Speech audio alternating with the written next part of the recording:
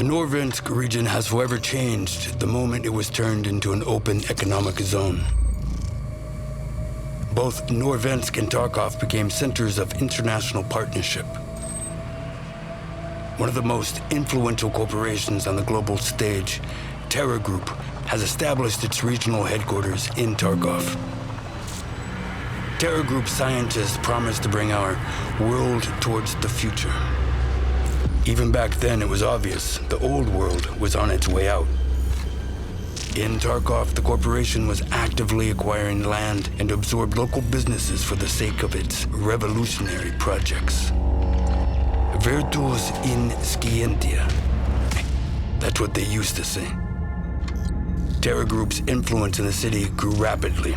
It wasn't long before they started showing interest in restricted government facilities, a move that couldn't go unnoticed by domestic security agencies.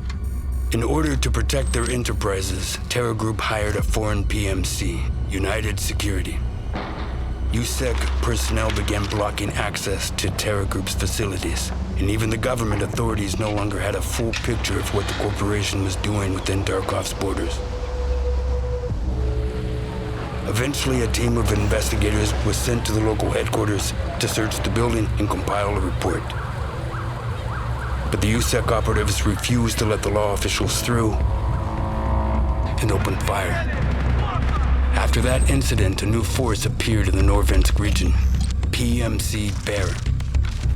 Their main mission was to expose and gather evidence of Terra Group's illegal activities around the world.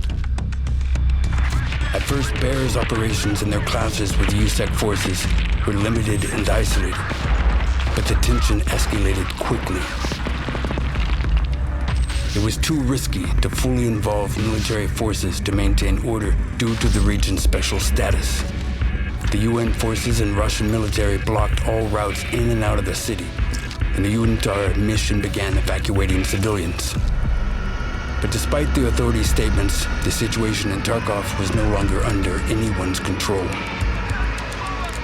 The conflict between Bear and USEC evolved into an all-out armed conflict.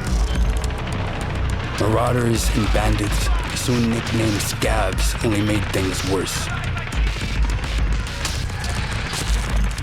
For several years, both PMCs fought each other, each carrying out orders from their respective command. Before all this, Tarkov was featured in the world's top financial news. And now it shows up in the combat logs of the contract wars. But it didn't end there. Terra Group's local headquarters became Bear's primary objective, withstanding multiple assault attempts. During one of those raids, something happened. An event that split Tarkov's history into the before and after.